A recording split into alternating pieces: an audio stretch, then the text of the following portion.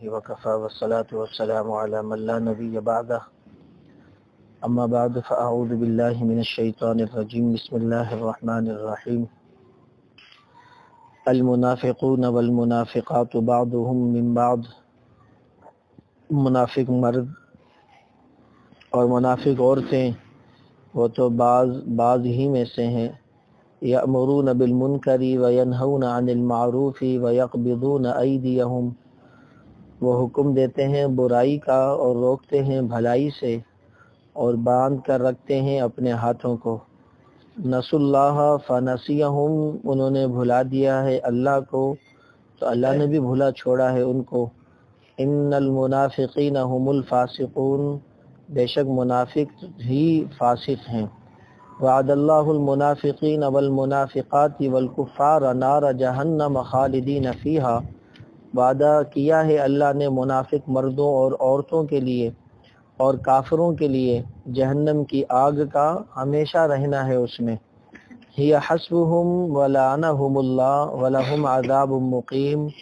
وہی جہنم کافی ہے ان کے لیے اور پھٹکار بھیجی ہے ان پر اللہ نے اور ان کے لیے عذاب ہے ہمیشہ کا کالذین من قبلکم کانوا اشد منکم قوہ جیسے کہ یعنی تم بھی ہو انہی لوگوں کی طرح جو تم سے پہلے تھے جو زیادہ تھے تم سے قوت میں بھی سخت وَأَكْثَرَ أَمْوَالًا وَأَوْلَادًا اور وہ زیادہ تھے مال میں بھی اور اولاد میں بھی فَاسْتَمْتَعُوا بِخَلَاقِهِمْ فَاسْتَمْتَعْتُمْ بِخَلَاقِكُمْ انہوں نے نفع اٹھایا اپنے حصے کا تم بھی نفع اٹھا چکے اپنے حصے کا كَمَا اسْتَمْتَعَ الَّذِينَ مِنْ قَبْلِكُمْ بِخَلَاقِهِمْ جیسے نفع اٹھایا ان لوگوں نے جو تم سے پہلے تھے اپنے حصوں میں سے وَخُذْتُمْ كَالَّذِي خَاضُوا اور تم بھی مشغول ہو گئے اسی کام میں جس میں وہ لوگ مشغول تھے اولئک حبطت اعمالهم فی الدنیا والآخرہ بس یہی وہ لوگ ہیں کہ ضائع ہو گئے جن کے اعمال دنیا اور آخرت میں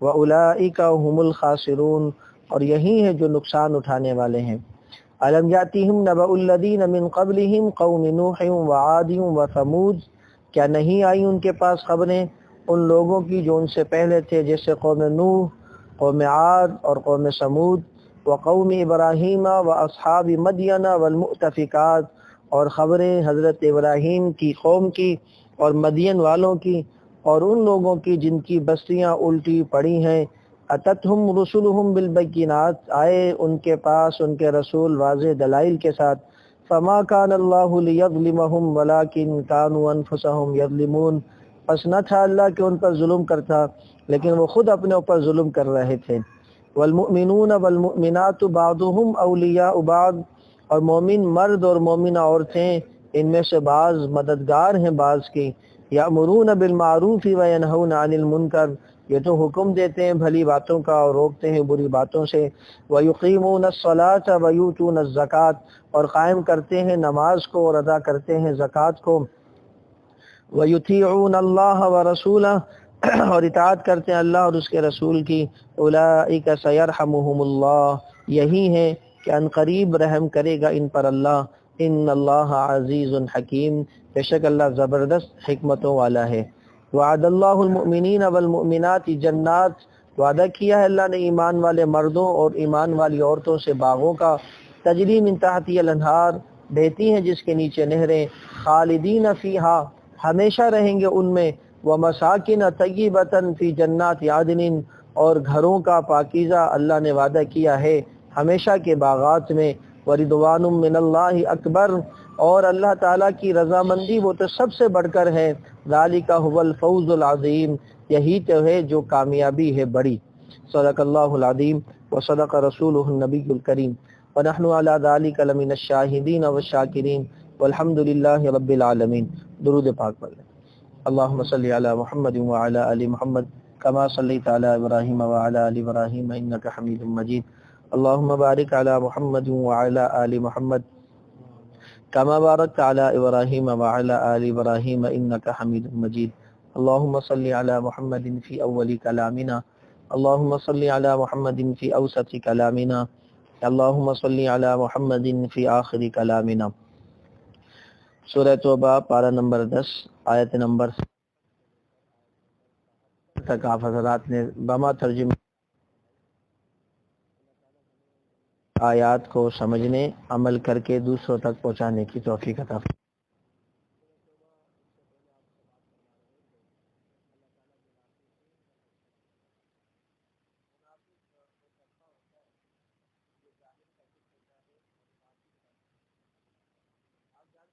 اسلام نے قرآن مجید فرقان حمید میں ایمان اور کفر کے اعتبار سے، ماننے اور نہ ماننے کے اعتبار سے انسانیت کی 3 تقسیمیں کی ہیں۔ یا تو مومن ہوگا، یا کافر ہوگا، یا آدھا تیت اور آدھا بٹیر منافق ہوگا۔ مومن کی مثال دیکھنی ہے تو ابو بکر آپ کے سامنے ہوں گے، کافر کی مثال دیکھنی ہے تو ابو جہل آپ کے سامنے ہوگا، اور منافق کی مثال دیکھنی ہے تو عبداللہ ابن ابی جیسا منافق آپ کے سامنے ہوگا۔ تو اللہ تبارک و تعالی نے یہ 3 تقسیمیں بیان فرمائی، اور پھر تینوں کے انجام بھی قرآن نے ذکر کیے۔ جا بجا آپ سنتے رہتے ہیں، یہاں پہ بھی جیسے ایمان والوں کا انجام جنت اور باغات اور اللہ کی نعمت اور رضا اور خوشنودی، اور کافروں کا بھی انجام آپ سنتے رہتے ہیں، جہنم، اللہ کا غضب، اللہ کی ناراضگی۔ وہیں اللہ پاک نے یہاں ان آیات میں منافقین کا انجام بھی جہنم بتلایا۔ والکفار کیا نے وعد اللہ المنافقین والمنافقات والکفار النار جہنم خالدین فیہا۔ بلکہ حدیث مبارکہ کا مفہوم ہے جہنم کے جو 7 طبقات ہیں، ان 7 طبقات میں جو سب سے نیچے والا طبقہ ہے، جہاں جہنم کی آگ کی یعنی ابتدا ہوگی، جڑ جہاں ہوگی، بنیاد جہاں ہوگی، وہاں شدت بھی سب سے زیادہ ہوگی، اور وہاں منافقین رہیں گے۔ یعنی منافقین کون؟ جو آدھے تیتر اور آدھے بٹیر، زبان سے کچھ ہوں اور دل سے کچھ ہوں۔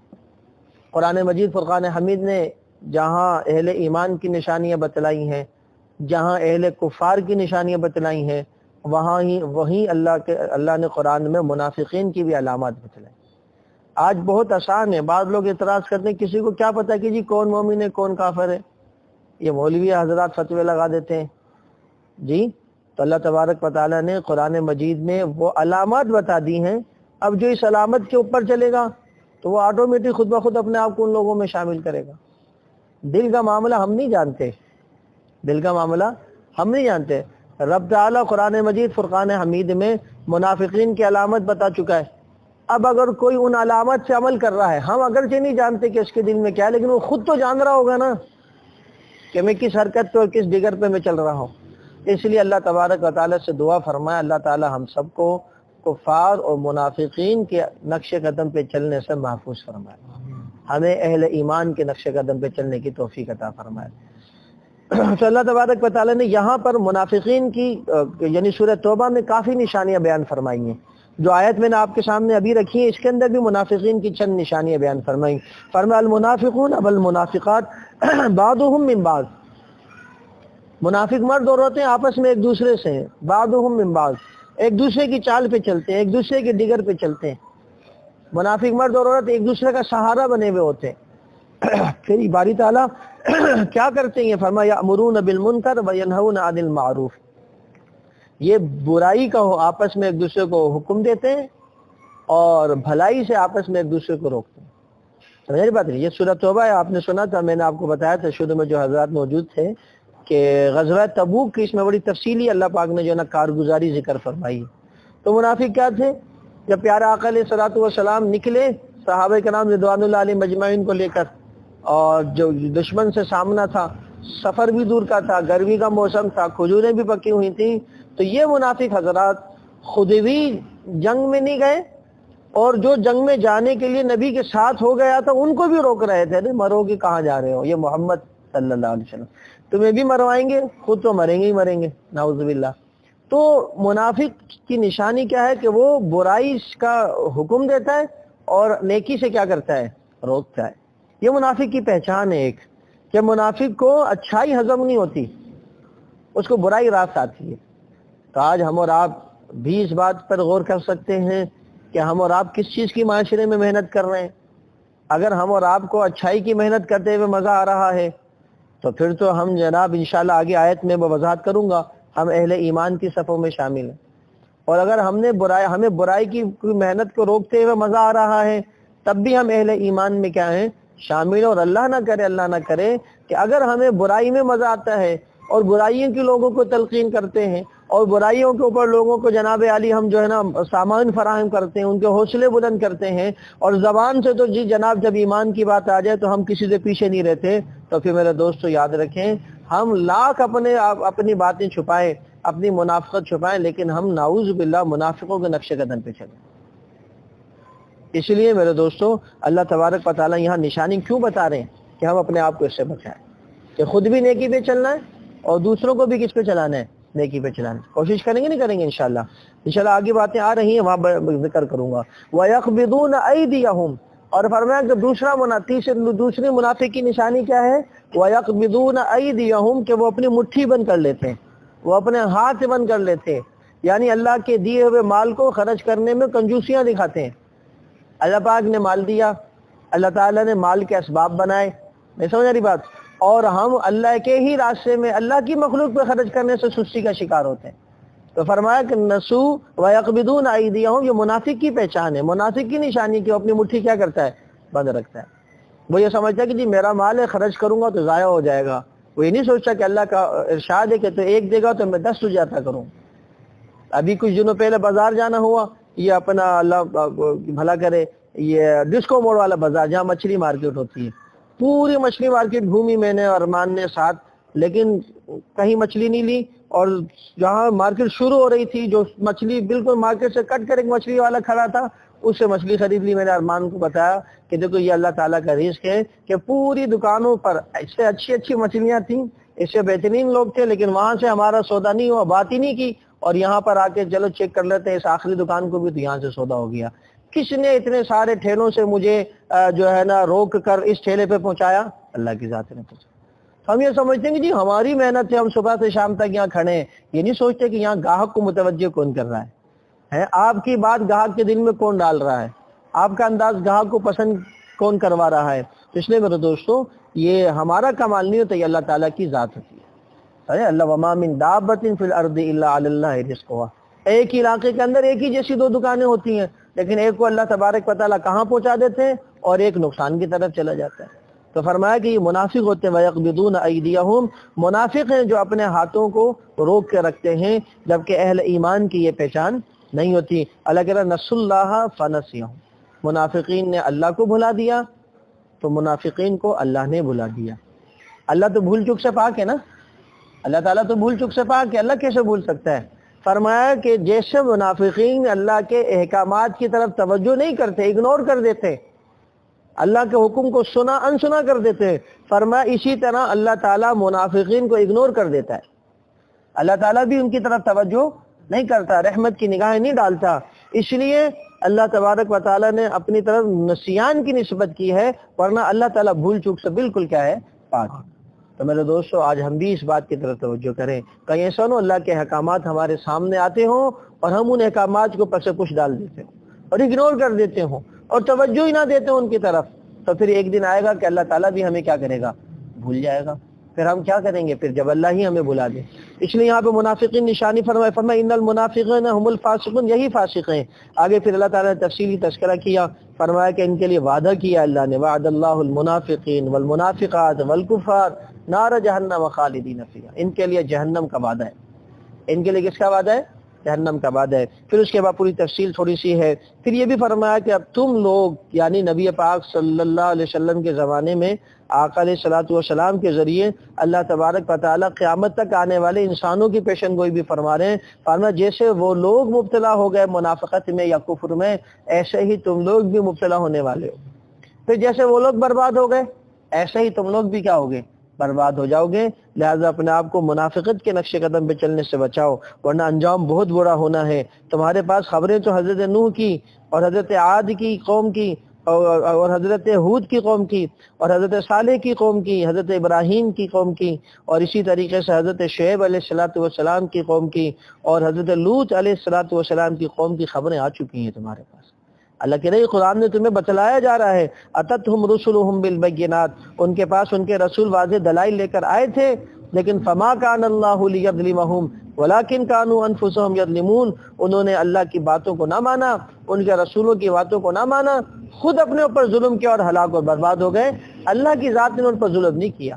اللہ تعالیٰ ظالم نہیں ہے کہ اللہ تبارک و تعالیٰ کسی بستی کو ہلاک کر دے، ظالم تو لوگ ہوتے ہیں، ظلم تو لوگ کرتے ہیں۔ نبی پاک صلی اللہ علیہ وسلم نے صاف ارشاد فرمایا، لوگوں یاد رکھو جب تم میں بے حیائی عام ہوگی اللہ تبارک و تعالیٰ نئی نئی بیماریاں پیدا کرے گا، اللہ تعالیٰ نئی نئی بیماریاں پیدا کرے گا۔ آج ہمارے سامنے 3 سال سے دنیا کا کیا حال ہے جی، بے حیائی تھمنے کا نام نہیں لے رہی ہے، تو اللہ تبارک و تعالیٰ نئی نئی بیماریاں بھیجے جا رہے ہیں، کبھی کوئی سی بیماری، کبھی کوئی سی بیماری، کبھی کوئی سی بیماری ہے جی۔ آج بیٹھا ہوا تو علماء کے بیچ میں ایسے بات چلی بنارس کی کہ وہاں پر جو ہے ایک شخص نے ایک بڑا اسپتال بنوایا، یعنی مسعود قوم نے ایک بڑا اسپتال بنایا، تو اس کے سامنے ایک مولوی صاحب نے وہ پریشان ہو رہے ہیں، کسی نے بولا کہ اسپتال بنائے سے پریشان ہونے کی کیا ضرورت ہے؟ انہوں نے بولا نہیں، پریشان اسپتال بننے کی وجہ سے نہیں ہو رہا، پریشان اس بات پہ ہو رہا ہوں کہ گلشن اقبال کے لوگ تو یہاں علاج کرانے کے لیے نہیں آئیں گے،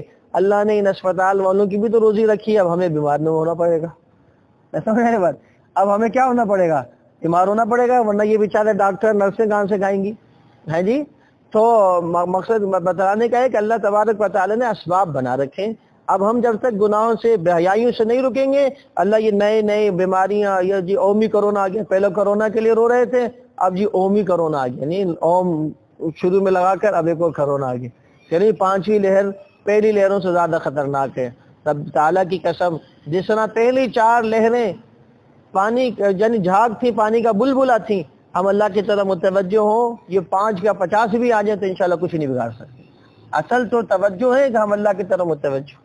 میں نے گزشتہ سالوں میں بھی اس بات کو بڑی تفصیل سے رکھا اپنے ساتھی دوست احباب کے سامنے کہ بعض لوگ کہہ رہے ہیں کہ یہ افواہیں ہیں جی، یہ جو ہے نا کیا ہے، وبا نہیں ہے بلکہ یہ جو ہے نا یعنی ڈرانا ہے اور یہ سازش ہے۔ تو میں نے کہا بالکل سازش ہے، مان لیتے ہیں سازش ہے، اور اگر یہ سازش ہے تو پھر تو اور زیادہ خطرناک ہے، اگر یہ سازش ہے پھر تو کیا ہے، اور زیادہ خطرناک ہے۔ کیوں کہ جب اللہ نے عذاب نہیں بھیجا تو یہ حال ہو رہا ہے، اور اگر اللہ نے عذاب بھیج دیا تو کیا حال ہوگا؟ اب تو ہمیں اور اللہ کی طرف کیا ہونا ہے، تو بس جی کپڑے جھاڑ دیتے جی یہ سازش ہے، اچھا جی یہ سازش ہے تو انجیکشن لگا لو، نہیں مر جائیں گے۔ یہاں کے نا کرونا ہمارا کچھ نہیں بگاڑ سکتا، اور انجیکشن لگے ہم کیا ہو جائیں گے، مر جائیں گے، اور جب کرونا کچھ نہیں بگاڑ سکتا تو انشاءاللہ انجیکشن بھی ہمارا کچھ نہیں بگاڑ سکتا۔ سمجھ آ رہی بات نہیں؟ لیکن توجہ کیا ہے، ضرورت کس چیز کی ہے کہ ہم اللہ کی ذات کی طرف متوجہ ہوں، مسجدوں کو آباد کریں، ورنہ پھر ظالم جو ہے نا آوازیں لگا رہے ہیں کہ مسجدوں میں 6 فٹ کا فاصلہ ہونا چاہیے، اور کسی کے پاس کارڈ نہیں ہوگا تو مسجد میں نہیں آنے دیں گے، بوڑھوں کو نہیں آنے دیں گے، بچوں کو نہیں آنے دیں گے۔ میرے دوستو، اللہ تعالیٰ نے ہمیں ڈھیل دے کے پھر متوجہ کیا کہ ابھی بھی میرے گھروں کو آباد کر دو، اور اگر ہم نے پھر بھی آباد نہیں کیا تو اللہ ہی ہمارا حافظ ہے۔ پیارے محبوب پیغمبر علیہ السلام نے فرمایا نا کہ جو میں اللہ کے گھروں کو آباد کرے گا اللہ اس کے گھروں کو آباد کرے، اور جو اللہ کے گھروں کو آباد نہیں کرے گا اللہ اس کے گھروں کو بھی آباد نہیں۔ اس لیے آج پاکستان آباد ہوگا جب اللہ کے گھر آباد ہوں گے، اور اللہ کے گھر آباد کیا ہوں، یہاں تو اللہ معاف فرمائے اللہ کے بنے ہوئے گھر 35 سال سے توڑے جا رہے جی، 40 سال سے بنے ہوئے گھر کیا کیے جانے، توڑے جانے، شراب خانے کھلے ہوئے ہیں جی، سینما ہال کھلے ہوئے، جس پاکستان کا جناب وزیر اطلاعات ایک موقع پہ کہتا ہے کہ ہم اتنے 100 سینما گھر بنائیں گے ہیں، اور وہی وزیر اطلاعات جناب علی مسجد کی تعمیر میں شور مچا رہا ہے۔ جس پاکستان کے اندر ہمارے وزراء کہہ رہے ہیں کہ جی جناب علی ہم یہاں پر ہندوؤں کو اور سکھوں کو عبادت خانے بنا کے دیں گے، اور دے بھی رہے ہیں اپنے عمل سے، اس کے اندر مسجدوں کو جو ہے نا توڑنے کے منصوبے بنا رہے ہیں۔ پچھلے سال 18 مسجدیں سندھ کے اندر توڑی گئی تھی ہے جی۔ اللہ جزائے خیر دے علماء کو کہ وہ میدان میں آئے اور کیس لڑا، اور پھر کیس جیتے، تو پھر دوبارہ جو ہے نا سندھ ہائی کورٹ نے ان مسجدوں کی تعمیر کا جو ہے نا آرڈر دیا۔ انشاءاللہ یہ مدینہ مسجد کا مسئلہ ابھی تک حل ہوگا نہیں دے رہا ہے۔ اللہ تعالی ہمارے حکمرانوں کو دینی غیرت نصیب فرما دے، اور ہمیں اپنے دین کے قلعوں کی حفاظت کی توفیق عطا فرمائے۔ یہ تو ابتدا ہے، سمجھ رہے، بات آگے دیکھیں کیا ہوتا ہے۔ ابھی آج کل کی تازہ رپورٹ ہے، یہاں منگو پیر کی طرف ایک مدرسہ 3-4 سال سے قائم تھا، وہ بدماش آئے ہیں، طلباء کو حوصلے کے زور پر اندر کمرے میں معصور کیا ہے، اس کی 4 دیواریں وغیرہ توڑ کے چلے گئے۔ نہیں سمجھ رہی بات؟ پھر بہرحال علماء میدان میں آئے ہوئے، انشاءاللہ اس کا مسئلہ بھی حل ہوگا۔ لیکن یہ میرے دوستوں بتانے کا مقصود یہ ہے کہ یہ اللہ تعالیٰ کی جو نافرمانیاں ہیں ان کی سزائیں ہیں جو ہم اور آپ کو مل رہی ہیں۔ اور کوئی تصور کر سکتا ہے کہ پاکستان کے اندر مسجد گرائی جائے جو 40 سال پرانی بنی ہو؟ وہ پاکستان جس نے بابری مسجد کے گرانے پر بڑا بہترین اور سالوں تک کیا رکھا احتجاج رکھا. جی بابری مسجد گرائی جائے تو جناب علی وہ حالانکہ دیکھا جائے تو سیم مسئلہ بابری مسجد کا بھی ہے. جیسے یہاں کہا جا رہا ہے سرکاری جگہ پر ہے، وہ لوگ بھی یہی کہہ رہے ہیں ہماری سرکاری جگہ پہ بنا ہے، ہمارے رام جی کی جنم بھومی پہ بنایا گیا ہے، مسلمانوں نے قبضہ کر کے پھر سپریم کورٹ نے آرڈر دیا اس کو گرانے کا، وہاں کی سپریم کورٹ نے. تو وہاں پہ بھی تو یہ سارے قانونی تقاضے پھر شور کیوں مچا رہے تھے. آج اگر ہندوستان کا سفیر بلا لے پاکستان کو کہ جناب تمہارے ملک میں جو مسجد گرائی جا رہی ہے زیادتی ہو رہی ہے مسلمانوں کے ساتھ، تو کہاں ڈوب کے مریں گے ہم ہیں. وہاں بابری مسجد کو گرایا کہ تو یہاں سفیر بلا لیا جاتا تھا. یہ بلایا پاکستان میں، آپ حضرات نہیں جانتے تو یہ آپ کے علم میں ہو کہ بابری مسجد کے گرائے جانے پر سفیر بلائے جاتے تھے یہاں پر، یعنی جب اس کی کیا آتی تھی، برسی آتی تھی. تو اب اگر وہ بلا لیں تو کہاں ڈوب کے مریں گے کہ مسلمان. اور پھر اور میں حیران ہوا اس ویڈیو دیکھ کر کہ ایک ہندو مدینہ مسجد کے باہر آ کے بیٹھا اور اس نے پریس کانفرنس کی کہ ہندو برادری اس مسجد کا تحفظ کرے گی. یہ ہم مسلمانوں کے لیے جو ہے نا انتہائی شرمندگی کا مقام ہے کہ ہندو آ کے کہہ رہا کہ یہ ہندو برادری اس مسجد کا کیا کرے گی، تحفظ کرے گی. ہم مسلمانوں کے ساتھ ہیں، اظہار یکجہتی کرتے ہیں. اور ابھی کچھ دنوں پہلے ایک تصویر دیکھنے کا اتفاق ہوا، غالباً سرگودا یا کسی جگہ، وہاں پر بیچ سڑک پر ایک پرانا مندر بنا ہوا ہے، بیچ سڑک پر. وہاں پہ سڑک نکالی گئی ہے تو سڑک کو ایسے ہی کر کے یوں گھما دیا گیا، یوں گولائی میں گھما کر سڑک پر آگے جا کے جوڑ دی گئی ہے اور مندر کو کیا رکھا ہے، برقرار رکھا ہے. حالانکہ وہ مندر آباد بھی نہیں ہے، وہ مندر آباد بھی نہیں ہے. یہی پاکستان کی بات ہے. تو مندر کے لیے تو اتنا جناب علی تحفظ کہ سڑک ہی گھما دی گئی. سمجھ رہی بات نہیں ہے. وہ غیر آباد مندر اور جو مسلمانوں کی مسجد، وہاں کے رہائشی کہہ رہے ہیں مسجد. اور پھر میں نے جو مسجد دیکھی ہے ماشاءاللہ 3-4 منزلہ بنی ہوئی ہے اور ساتھی بتا رہے ہیں نمازیوں سے کھچا کھچ بھری ہوتی ہے، پورا بازار وہاں پہ آ کے نماز پڑھ رہا ہوتا ہے. اللہ تعالی ہمارے ان حکمرانوں کو غیرت نصیب فرما دے اور اللہ ہمیں ان گناہوں سے بچائے جن کی وجہ سے یہ نحوستیں ہمارے ہوتے ہوئے آ رہی ہیں. اللہ تعالی ہماری مساجد کی، مدارس کی، دینی اداروں کی حفاظت فرمائے. آگے فرمایا والمؤمنون والمؤمنات بعضهم اولیاء بعض. پہلے منافق کا تذکرہ تھا تو اب اہل ایمان کا تذکرہ آ گیا. فرمایا اہل ایمان مرد بھی اور اہل ایمان عورتیں بھی بعضهم اولیاء بعض، ان میں سے بعض کے مددگار ہیں، یعنی یہ ایک دوسرے کے کیا ہے، مددگار ہیں. وہاں کہا تھا منافقوں کے بارے میں بعضهم من بعض، یہ بعض میں سے ہیں. اور یہاں کا بعضهم اولیاء من بعض، یہاں کہا کہ اولیاء بعض، یہاں اولیاء کہا کہ مددگار، دوست. گویا اللہ تعالیٰ فرما رہے ہیں کہ منافق کا جو آپس میں ایک اشتراک ہوتا ہے، منافق کا جو آپس میں ساتھ ہوتا ہے، وہ تو خاندانی یا دنیاوی مقاصد کے لیے ہوتا ہے. جبکہ اہل ایمان جو آپس میں محبت رکھتے ہیں وہ خاندانی محبت نہیں ہوتی. اہل ایمان جو آپس میں محبت رکھتے ہیں وہ دنیاوی مقاصد کے لیے نہیں ہوتی، وہ تو دلی محبت ہوتی ہے. جیسے اللہ نے ان اولیاء اللہ کا، اولیاء اللہ کے دوست، اسی طرح اللہ نے مومنوں کا آپس میں ایک دوسرے کا کیا کہا، دوست کہا. تو اہل ایمان کی پہلی نشانی کیا ہے، یہ آپس میں کیا ہوتے ہیں، دوست ہوتے ہیں، آپس میں ایک دوسرے کے خیر خواہ ہوتے ہیں. الدین والنصیحہ، اللہ کے پاک پیغمبر علیہ الصلوۃ والسلام نے بھی اشارہ، دین تو خیر خواہی ہے. ہمارے پاکستان کے بڑے بزرگ پیر ذوالفقار صاحب نقشبندی دامت برکاتہم العالیہ بیان فرما رہے تھے اسی آیت کی روشنی میں. فرمایا کہ ہمیشہ یاد رکھیے گا کہ اللہ تعالیٰ نے دو چیزوں کو آپس میں جوڑنے کے لیے، دو چیزوں کو آپس میں جوڑنے کے لیے سبب کے طور پر ایک تیسری چیز کو بنایا ہے. ان دو چیزوں کو اگر آپس میں جوڑنا ہے تو تیسری چیز استعمال کرنی پڑے گی، تبھی جا کے وہ دو چیزیں جڑیں گی. اگر تیسری چیز استعمال نہ ہو تو وہ دو چیزیں نہیں جڑ سکتی. مثال کے طور پر دو کاغذوں کو بھی اگر ہم نے آپس میں چپکانا ہے نا تو تیسری چیز گوند کو اللہ نے بنایا ہے. گوند لگانی پڑے گی. کاغذ کو کاغذ پر رکھ دیں آپ، یا کاغذ کو پانی میں بھگو کر آپ چپکا دیں، 1 سال کے بعد بھی ہٹائیں گے تو کاغذ کیا ہوگا، ہٹ جائے گا، نہیں ہٹ جائے گا. لیکن گوند آپ لگائیں اور 10 15 20 سیکنڈ کے بعد ہٹائیں تو کاغذ پھٹنا شروع ہو جائے گا. تو یہ دو کاغذ بھی نہیں چپکتے تیسری چیز کے سہارے کے بغیر، جو گوند ہے. اور یہ گوند ہر چیز کو نہیں چپکا سکتی. آپ نے 2 لکڑیوں کو چپکانا ہے تو گوند چپکا دے گی. اب 2 لکڑیوں کو چپکانے کے لیے اللہ پاک نے سہارا بنایا یہ کیلوں کو، کہ یہ کیل آپ اگر 2 لکڑیوں کے بیچ میں سہارے کے طور پہ استعمال کریں گے تو لکڑی مضبوط بیڑ بن جائے گی، اچھلو کودو. سمجھ آ رہی بات نہیں آ رہی ہے. اور یہ کیل بھی ہر چیز کو نہیں جوڑ سکتی. آپ نے 2 لوہوں کو آپس میں جوڑنا ہے تو 2 لوہے کیلوں سے کوئی ٹھوک سکتا ہے؟ اس کے لیے اللہ پاک نے تیسری چیز کو بنایا جس کو ہم اور آپ کیا کہتے ہیں، ویلڈنگ کہتے ہیں جی. اسی طریقے سے یہ ویلڈنگ بھی ہر چیز کو نہیں جوڑ سکتی. اگر آپ نے 2 بلاک آپس میں جوڑنے تو ویلڈنگ سے آپ جوڑ لیں, کسی کو بلائیں جی گیس والی ویلڈنگ کر دو یا الیکٹرک ویلڈنگ کر دو, وہ بلاکوں میں لگا پڑا ہے, ضائع تو ہو جائے گا, لیکن وہ ویلڈنگ لوہے کو جوڑ سکتی ہے, وہ بلاک کو نہیں جوڑتی. بلاک کے لیے اللہ نے جوڑ کی جو چیز بنائی ہے وہ کیا بنائی ہے؟ سیمنٹ ہے, بجری ہے, اس کو ملاؤ اور پھر بلاک کیا ہو جائیں گے؟ چھوڑ جائیں گے. تو عرض یہ کر رہا تھا کہ اللہ پاک نے ہر چیز کو جوڑنے کے لیے کسی نہ کسی تیسری چیز کا کیا بنایا ہے؟ ایک سبب و ذریعہ بنایا ہے. تو اللہ تعالیٰ فرما رہے ہیں اس آیت میں گویا کہ یہ جو ایمان, یہ جو انسانوں کے دل ہیں, یہ جو انسانوں کے دل ہیں یہ جڑیں گے کیسے؟ اس کے لیے تیسری چیز ہے جو ایمان کہلاتی ہے. نہیں سمجھ رہی بات؟ 2 انسانوں کے دل آپس میں جڑیں گے صرف کس کی بدولت؟ ایمان کی بدولت. باقی کسی اور چیز کی وجہ سے دل نہیں جڑ سکتے.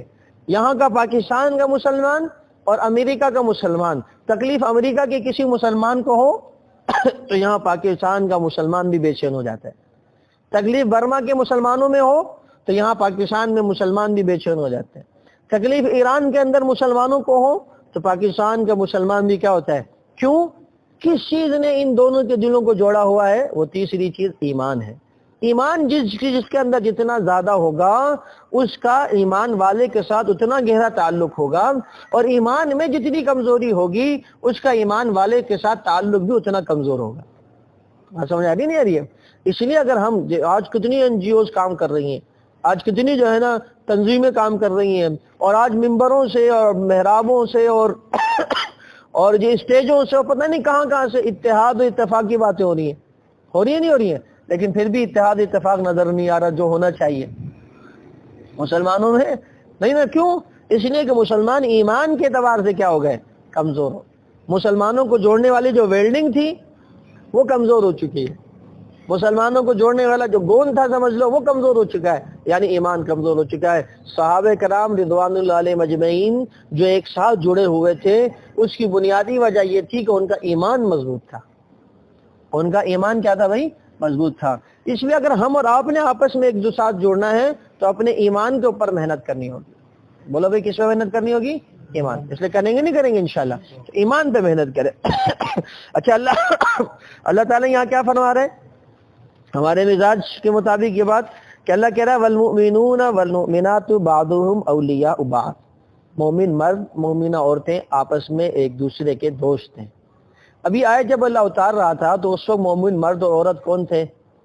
صحابہ کرام تھے. جس وقت آیت اتر رہی تھی اس وقت ابو بکر بھی مومن تھے, عثمان بھی تھے, عمر بھی تھے, علی بھی تھے. سمجھ آ رہی بات نہیں آ رہی؟ تو یہ اللہ کے قرآن سے بتا رہے کہ ابو بکر اور علی صحابہ اور اہل بیت, کیونکہ ایمان والے تھے نا. اللہ کہہ رہی آپس میں ایک دوسرے کے کیا ہیں؟ دوست ہیں. قرآن کہہ رہا ہے کہ اہل ایمان آپس میں دوست ہیں. 2 جمعے سے میں اسی مضمون کو بھی بیان کر رہا ہوں, رحماء بینہم, کہ صحابہ ایمان والے نبی کے ساتھ ہی آپس میں رحم دل ہیں. اشداء علی الکفار, کافروں پہ سخت ہیں. تو یہ آیت اس بات کے اوپر ایک دلیل ہے کہ صحابہ اور اہل بیت کا آپس میں گہرا تعلق تھا, کیونکہ اہل ایمان تھے اور بعضهم اولیاء بعض, ایک دوسرے کے دوست ہیں. لہذا اب اگر کوئی صحابہ اور اہل بیت کو آپس میں لڑانے کی بات کرے تو وہ اس قرآن مجید کی اس آیت کے کیا کر رہا ہے؟ انکار کر رہا ہے. اس آیت کے کیا کر رہا ہے؟ انکار کر رہا ہے. اور میں نے بارہا یہ بات کہی کہ جو قرآن کی آیت تو دور ہے, قرآن کے ایک لفظ کا بھی انکار کرے وہ مسلمان بولو بھائی ہو سکتا ہے؟ بالکل نہیں ہو سکتا ہے جی. اس لیے یہاں پر اللہ تبارک و تعالیٰ فرمائے والمؤمنون والمؤمنات بعضهم اولیاء بعض. اہل ایمان مرد عورت آپس میں کیا ایک دوسرے کے خیر خواہ ہے, دوست ہیں, مددگار ہیں. اچھا جی ان کی نشانی کیا ہے؟ فرمایا یأمرون بالمعروف وینہون عن المنکر. وہاں منافقین کی نشانی کیا بتائی تھی؟ یأمرون بالمنکر وینہون عن المعروف, یعنی وہ برائی کا حکم دیتے ہیں اور بھلائی سے روکتے ہیں. اور اہل ایمان کی نشانی کیا بتائی؟ کہ وہ بھلائی کا حکم دیتے ہیں اور برائی سے روکتے ہیں. تو اللہ تعالیٰ ہمیں ایسا ایمان والا بنا دے ہے جی. حضرت عمر رضی اللہ تعالیٰ عنہ, جو سنیے گا, حضرت عمر رضی اللہ تعالیٰ عنہ نے ایک فیصلہ کیا اور وہ فیصلہ غلطی کا شکار ہو گیا. وہ خاتون تھی, وہ باہر نکلی, حضرت علی رضی اللہ تعالیٰ عنہ سے ملاقات ہو گئی. حضرت علی رضی اللہ تعالیٰ عنہ جب سنائیں آپ یہاں کیا ایسے ایسے مسئلے کے لیے آئی تھی, کیا فیصلہ کیا حضرت امیر المومنین نے, کیا کہ یہ فیصلہ کیا. تو حضرت علی نے فرمایا یہ فیصلہ تو غلط ہوا ہے, آپ میرے ساتھ اندر چلیں. تو اب حضرت علی رضی اللہ تعالیٰ عنہ امیر المومنین خلیفۃ المسلمین خلیفہ دوم حضرت عمر ابن خطاب رضی اللہ تعالیٰ عنہ کی خدمت میں آ گئے امیر المومنین آپ نے اس خاتون کو کے بارے میں یہ فیصلہ کیا؟ ہاں جی. فرمایا یہ فیصلہ درست نہیں. پھر فرمایا کہ یاد کریں نبی پاک صلی اللہ علیہ وسلم کے زمانے میں ایسا واقعہ ہوا تھا تو ایسا ہوا تھا. تو آپ حضرت عمر ابن خطاب رضی اللہ تعالیٰ عنہ نے اس فیصلے کو واپس لے کر حضرت علی والا فیصلہ پھر نافذ کیا. یأمرون بالمعروف وینہون عن المنکر. ایک خاتون کا حق مارا جا رہا تھا، نادانی میں مارا جا رہا تھا. حضرت علی رضی اللہ تعالیٰ عنہ برداشت نہیں کر سکے اور دربار میں آ کر حضرت عمر ابن خطاب رضی اللہ تعالیٰ عنہ سے براہ راست گفتگو کی کہ اس خاتون کے خلاف فیصلہ ہو گیا. تو میرے دوست آپ ایمانداری سے بتاؤ، جو علی ایک عام خاتون کے حق کو مارنے نہ دے، وہ علی محمد الرسول اللہ صلی اللہ علیہ وسلم کی بیٹی کے حق کو کسی کو مارنے دے گا؟ بولے ایمانداری سے. کتنی بے ایمانی، کتنا بڑا الزام حضرت علی کی ذات پر کہ حضرت علی کی بیوی، اور پھر بیوی بھی علی کی، بیٹی کس کی ہے؟ نبی کی. جس پیغمبر نے جس علی پر اعتماد کیا وہ پھر پیغمبر کو کیا جواب دیں گے قیامت کے دن؟ اگر یہ واقعہ مان لیا جائے کہ نعوذ باللہ فاطمہ کے حق کو غصب کیا تھا ابو بکر نے. یہاں تو قرآن کہہ رہے ہیں آپس میں دوست ہیں، ایسا ہو ہی نہیں سکتا کہ دوست کے مال کو غصب کر لے. یہاں تو قرآن کہہ رہے کہ یہ ایک دوسرے کو بھلی بات کا حکم کرتے ہیں، بری بات سے کیا کرتے ہیں. اگر ایسا ہوا بھی ہوتا تو حضرت علی خاموش نہیں رہ سکتے تھے. اس لیے جو لوگ قرآن کو جانتے ہیں وہ اس بات کو بخوبی جانتے ہیں کہ صحابہ اور اہل بیت دو الگ چیزیں نہیں ہیں، یہ دونوں کی دونوں کیا ہیں؟ ایک ہی کشتی کے دو سوار ہیں. بات سمجھ آ رہی نہیں آ رہی ہے؟ فرمایا کہ یہ بھلائی کا حکم دیتے ہیں، برائی سے روکتے ہیں، اور کیا کرتے ہیں؟ وَيُقِيمُونَ الصَّلَاةَ وَيُؤْتُونَ الزَّكَاةَ. نماز اور زکوٰۃ، نماز کو قائم کرتے ہیں، زکوٰۃ کو ادا کرتے ہیں. اللہ ہمیں پانچوں وقت اہتمام کے ساتھ نماز پڑھنے کی توفیق عطا فرمائے، اور زکوٰۃ کی ادائیگی اگر ہے تو اللہ تعالی ہمیں خوب پورا بلکہ جھکتا ہوا دینے کی توفیق عطا فرمائے. وَيُطِيعُونَ اللَّهَ وَرَسُولَهُ. اللہ رسول کے اطاعت گزار ہیں. اللہ اہل ایمان کے بارے میں فرما رہا ہے، یعنی صحابہ کے بارے میں فرما رہے ہیں اللہ رسول کی کیا ہے؟ اطاعت گزار ہیں. ہم اور آپ اطاعت گزار ہیں، پتہ نہیں اللہ کو اطاعت قبول بھی ہے نہیں ہے، لیکن اللہ تعالیٰ صحابہ کی اطاعت کے بارے میں فرما رہے ہیں یہ ایسی اطاعت ہے جو اللہ رسول کو کیا ہے؟ قبول ہے. ذرا سرٹیفکیٹ سنیے گا، اللہ آگے سرٹیفکیٹ کیا دے رہا پھر اہل ایمان کو؟ اللہ کہہ رہا اولئک، یہی ہیں وہ لوگ، سیرحمہم اللہ، ان قریب اللہ ان پر رحم کرے گا. سیرحمہم اللہ، اللہ ان پر کیا کرے گا؟ اللہ تعالیٰ تو آئندہ کی حالات کو بھی کیا کرتا ہے؟ جانتا ہے. میں نے گزشتہ جمعے میں یہ بات بتلائی تھی کہ صحابہ کرام رضوان اللہ علیہم اجمعین پر اللہ نے جو جنتی ہونے کا سرٹیفکیٹ دیا ہے اس کو چیلنج نہیں کیا جا سکتا. ایک راضی کہنے لگا کہ جی جس وقت یہ آیتیں آئی تھی اس وقت یہ لوگ مومن تھے، اور جب اللہ کے نبی چلے گئے تو یہ پھر گئے تھے. تو اللہ تعالیٰ یہ جو قرآن مجید میں جو احکامات فرما رہا ہے تو کیا اللہ نہیں جانتے تھے کہ یہ آگے جا کے کیا ہو جائیں گے؟ یہ بات کہنا کہ نبی کے زمانے میں یہ درست ہے، نبی کے بعد یہ درست نہیں رہے. میں نے کہا کہ یہ شخص اللہ تعالیٰ کے علم کا انکار کر رہا ہے. یہ شخص یہ کہہ رہا ہے کہ اللہ تعالیٰ نعوذ باللہ اس وقت کی کیفیت کو تو جانتا ہے، بعد والے وقت کے حالات کو نہیں جانتا. تو جو اللہ کے بارے میں اس ناقص علم کا دعویٰ کرے وہ پھر بھی وہ بھی مسلمان نہیں ہو سکتا. بات سمجھ آ رہی نہیں آ رہی ہے؟ صحابہ کے پیچھے پڑے تھے، اپنے ایمان سے کیا دو بیٹھے؟ ہاتھ دو بیٹھے. بھائی میں آپ کو کہہ رہا ہوں آپ سارے اچھے لوگ ہیں، آپ میرے بارے میں گواہی دیں کہ جی مولوی صاحب اچھے ہیں، لیکن یہ گواہی آج تک کی ہو سکتی ہے نا، کل کو آپ اور میں نے کیا بننا ہے میں اور آپ نہیں جانتے. اللہ ہم سب کا خاتمہ ایمان پہ فرمائے، لیکن میں اور آپ نہیں جانتے، لیکن اللہ تعالیٰ کی ذات تو جانتی ہے نا ہمارے ساتھ کیا ہونا ہے. اللہ جب کہہ رہا اولئک سیرحمہم اللہ، یہ وہ لوگ ہیں جن پر اللہ رحم کرے گا. تو اللہ تعالیٰ جانتا ہے کہ آخر تک کس پہ رہیں گے؟ ایمان پہ رہیں گے، اسی کیفیت پہ رہیں گے، تبھی تو کیا ہوگا؟ رحم ہوگا. ورنہ اللہ تعالیٰ رحم کے وعدے کیوں کرتا؟ جیسے منافقین تھے، ظاہر میں ایمان کا دعویٰ کر رہے تھے، باطن میں ایمان نہیں تھا، تو اللہ نے رحم کیا ان پر. اللہ نے جہنم کی ان کو جو ہے نا بشارتیں اور وعیدیں سنائی ہیں، اللہ نے ان کے نفاق کو سامنے کھولا ہے. اگر اللہ نہ کرے ان حضرات کے اندر بھی کچھ کم و بیشی ہوتی تو اللہ تعالیٰ اس کو چھپاتا.